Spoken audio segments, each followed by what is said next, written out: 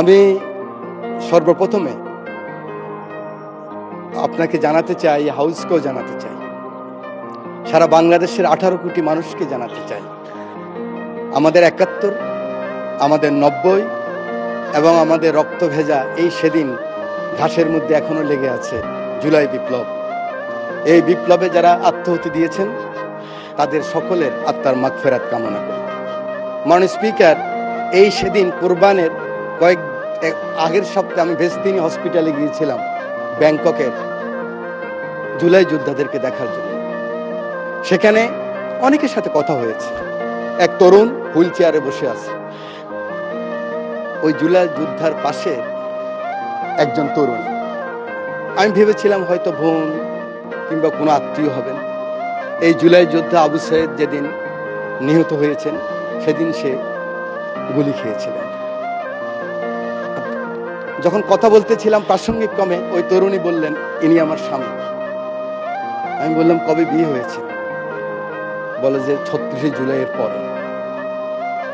ইন্টেরিয়ম government যখন তাকে নিয়ে যাচ্ছিলেন তখন এই তরুণী তার পিতাকে বলেছিলেন, আমি একজন শহীদ কিংবা পঙ্গু এই জুলাই যোদ্ধার স্ত্রী হতে চাই।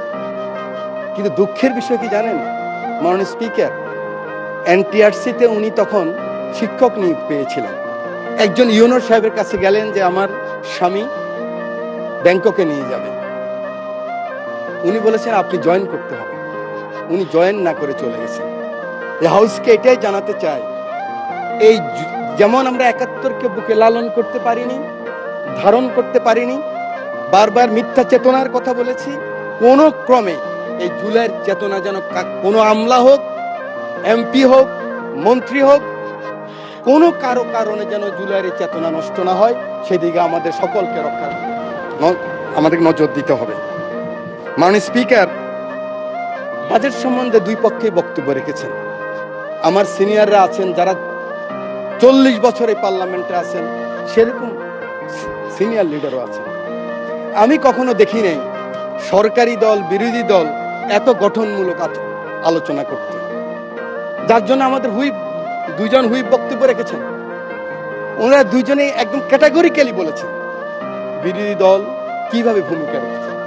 সরকারি দল আমরা যারা আছি, ডেমোক্রেসির প্রথম কথা হলো পেশেন্স, এবং ইসলামিক রাজনীতির প্রথম কথা হলো সবর।